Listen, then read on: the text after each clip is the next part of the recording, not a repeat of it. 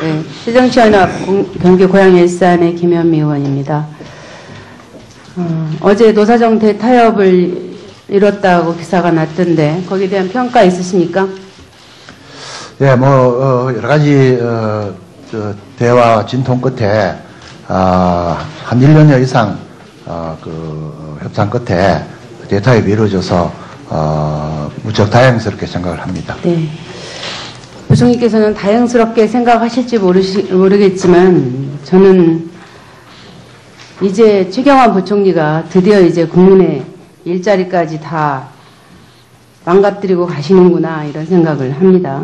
최경환 부총리께서는 언제쯤 국회로 돌아오실 예정이신가요? 예산은 네. 끝나고 오시겠죠? 새누리당에서 특별히 견제할 세력도 없고 그래서 연말쯤 되면 오시지 않을까 이런 생각이 드는데 저는 최 장관님께서는 장관운, 관운이 참 좋으시다 이렇게 생각이 됩니다. 그러나 반면 최 장관님을 모시고 사는 국민들로서는 장관운이 좀 없다 이렇게 생각을 합니다.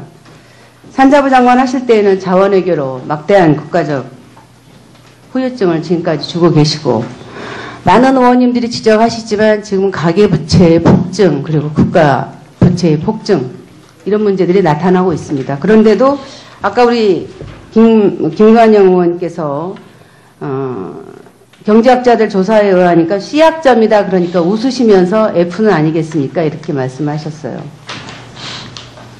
그래서 지금 이렇게 가계부채가 폭증하고 C학점이라 줘서 다행이다 이렇게 그래서 좋으시다는 겁니까? 아닙니다. 그러니까 C학점이라 줘서 그래서 좋으시다는 거예요? 아니 제 생각보다 높게 점수를 줬구나 그런 그게 웃을 일이십니까?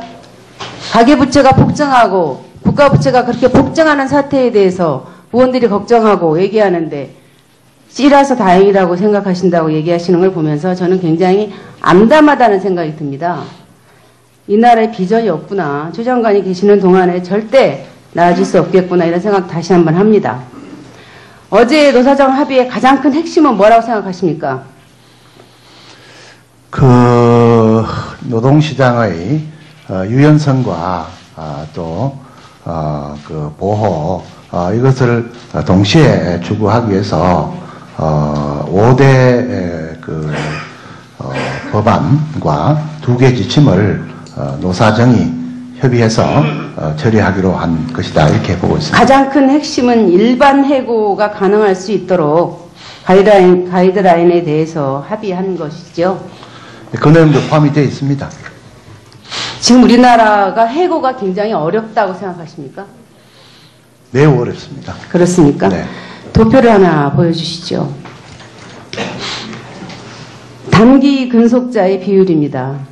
2011년 자료인데요. 1년 미만 근속하는 사람들의 비율이 우리나라가 압도적으로 높은 35%입니다.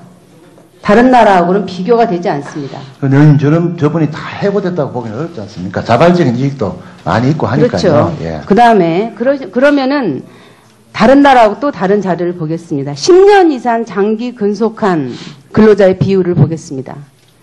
우리나라가 또 압도적으로 꼴찌입니다. 우리나라는 1년 미만으로 일하는 사람 비율은 세계에서는 가장 높고요. 10년 이상 장기 근속하는 근로자의 비율이 압도적으로 가장 낮은 나라입니다. 그럼에도 불구하고 어제 노사정 합의에서는 이보다 더 자유롭게 해고할 수 있는 길을 열어놨습니다. 그래서 최 부총리께서는 장관을 이게 뭐 국회 법안을 통과되겠지만 쉽지는 않을 겁니다. 허가되면은 자원외교, 국가부채, 가계부채에 이어서 국민의 일자리까지 망가뜨린 장관으로 기록될 것입니다.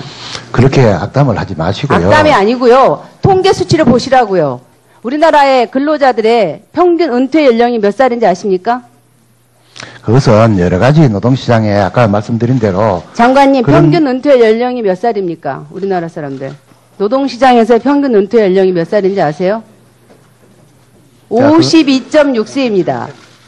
지금 정부에서 임금 피크제 한다고 하는데 임금 피크제의 대상이 되고 있는 사람들이 몇 명입니까? 대기업과 저 공공부문 이런 쪽에는 많이 있습니다. 공공부문과 공무원 이외에는요, 60세까지 살아남는 사람이 거의 없습니다. 임금 피크제요. 사람들이 뭐라 그런지 아십니까? 임금 피크제 한번 해볼 수 있게 다니게 좀 해달라고 하는 겁니다. 아까 말씀드렸잖아요. 10년 이상 근속한 사람의 비율이 15.8%밖에 안 되는 나라입니다. 다 단기 근로자들이 이미 우리나라가. 내년에 공공부문에서 임금 피크제 도입하면 8,000명 신규 채용할 수 있다 그랬죠?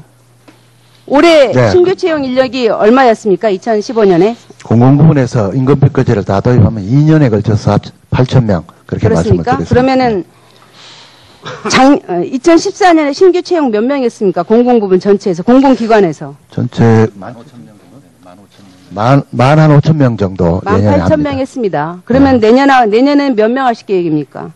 그러니까 의원님 이게요 이렇습니다. 정년 연장이 되면은 TO를 그만큼 안 늘려주면은 정년이 그 연장이 되는 만큼 신규를 채용을 이건 못하게 되기 핵심이요. 때문에 예. 지금 장관님 말씀하시는 것처럼 되려면 핵심은 뭐냐면 총액 인건비 자체를 늘려줘야 됩니다.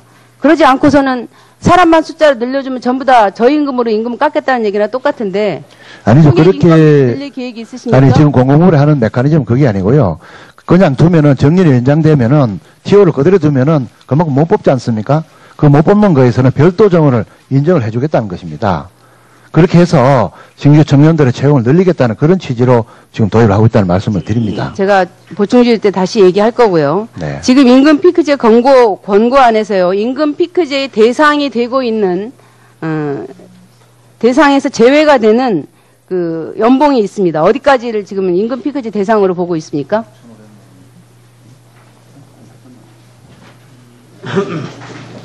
최저임금의 150% 미만인 노동자를 제외한다 그랬습니다. 그러면 150%면 얼마입니까? 175만 원입니다, 한 달에. 네, 한 2,500만 원 연봉 그렇게 네. 됩니다. 예. 그럼 한 달에 175만 원 받는 사람들도 임금 피크제 그 밑으로는 지금 안 하겠다는 거 아닙니까?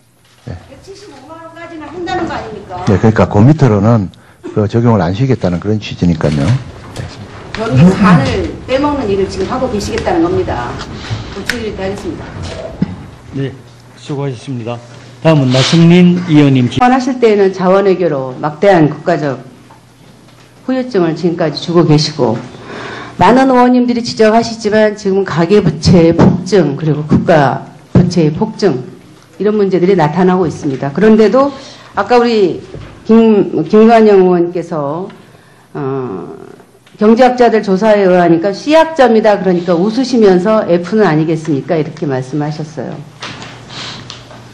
그래서 지금 이렇게 가계부채가 폭증하고 C학점이라 줘서 다행이다 이렇게 그래서 말씀을 좋으시다는 드렸습니다. 겁니까? 아닙니다. 그러니까 C학점이라 줘서 그래서 좋으시다는 거예요? 아니 제 생각보다 높게 점수를 줬구나 그런 그게 뜻으로 웃을 말씀드립니다. 일이십니까? 가계부채가 폭증하고 국가부채가 그렇게 폭증하는 사태에 대해서 의원들이 걱정하고 얘기하는데 C라서 다행이라고 생각하신다고 얘기하시는 걸 보면서 저는 굉장히 암담하다는 생각이 듭니다. 이 나라에 비전이 없구나. 최 장관이 계시는 동안에 절대 나아질 수 없겠구나 이런 생각 다시 한번 합니다. 어제 노사정 합의의 가장 큰 핵심은 뭐라고 생각하십니까? 그 노동시장의 유연성과 또 그 보호 이것을 동시에 추구하기 위해서 5대 그 법안과 2개 지침을 노사정이 협의해서 처리하기로 한 것이다 이렇게 보고 있습니다. 가장 큰 핵심은 일반 해고가 가능할 수 있도록 가이드라인에 대해서 합의한 것이죠. 그 내용도 포함이 되어 있습니다. 지금 우리나라가 해고가 굉장히 어렵다고 생각하십니까?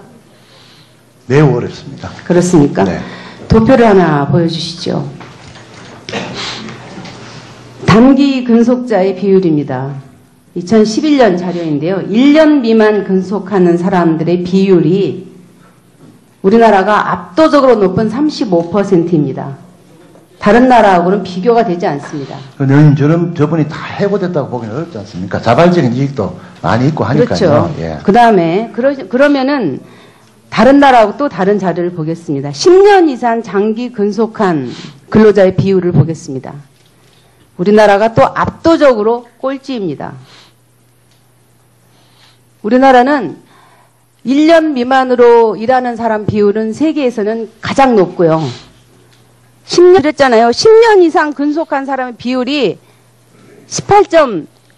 15.8%밖에 안 되는 나라입니다. 다 단기 근로자들이 이미 우리나라가.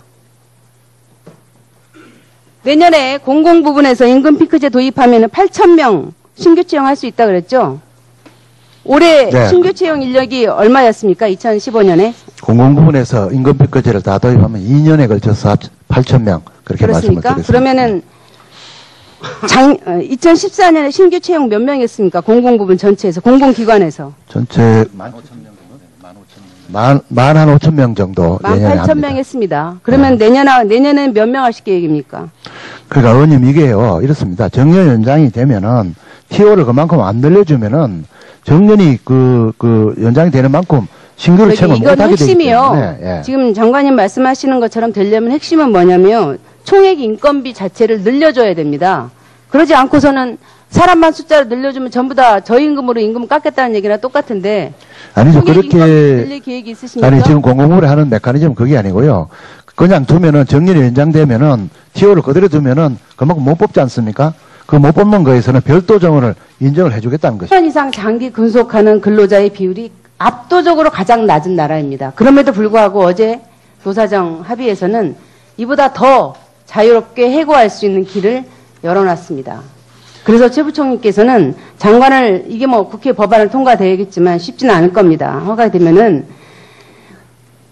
자원외교, 국가부채, 가계부채에 이어서 국민의 일자리까지 망가뜨린 장관으로 기록될 것입니다. 그렇게 악담을 하지 마시고요. 악담이 아니고요. 통계 수치를 보시라고요. 우리나라의 근로자들의 평균 은퇴 연령이 몇 살인지 아십니까? 그것은 여러 가지 노동시장에 아까 말씀드린 대로 장관님, 그런- 평균 은퇴 연령이 몇 살입니까? 우리나라 사람들. 노동시장에서의 평균 은퇴 연령이 몇 살인지 아세요? 52.6세입니다.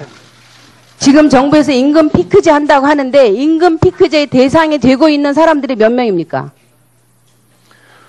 대기업과 비정규 공공부문 이런 쪽에는 많이 있습니다. 공공 부분과 공무원 이외에는요, 60세까지 살아남는 사람이 거의 없습니다. 임금 피크제요.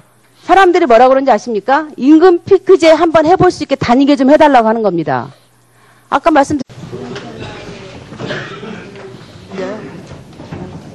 네, 새정치연합 경기 고양 일산의 김현미 의원입니다. 어제 노사정 대타협을 이뤘다고 기사가 났던데 거기에 대한 평가 있으십니까? 예, 여러 가지 대화 진통 끝에 한 1년여 이상 협상 끝에 대타협이 이루어져서 무척 다행스럽게 생각을 합니다. 네. 부총리께서는 다행스럽게 생각하실지 모르겠지만 저는 이제 최경환 부총리가 드디어 이제 국민의 일자리까지 다 망가뜨리고 가시는구나 이런 생각을 합니다. 최경환 부총리께서는 언제쯤 국회로 돌아오실 예정이신가요? 예산은 네. 끝나고 오시겠죠? 새누리당에서 특별히 견제할 세력도 없고 그래서 연말쯤 되면 오시지 않을까 이런 생각이 드는데 저는 최 장관님께서는 장관운, 관운이 참 좋으시다 이렇게 생각이 됩니다. 그러나 반면 최 장관님을 모시고 사는 국민들로서는 장관운이 좀 없다 이렇게 생각을 합니다. 산자부 장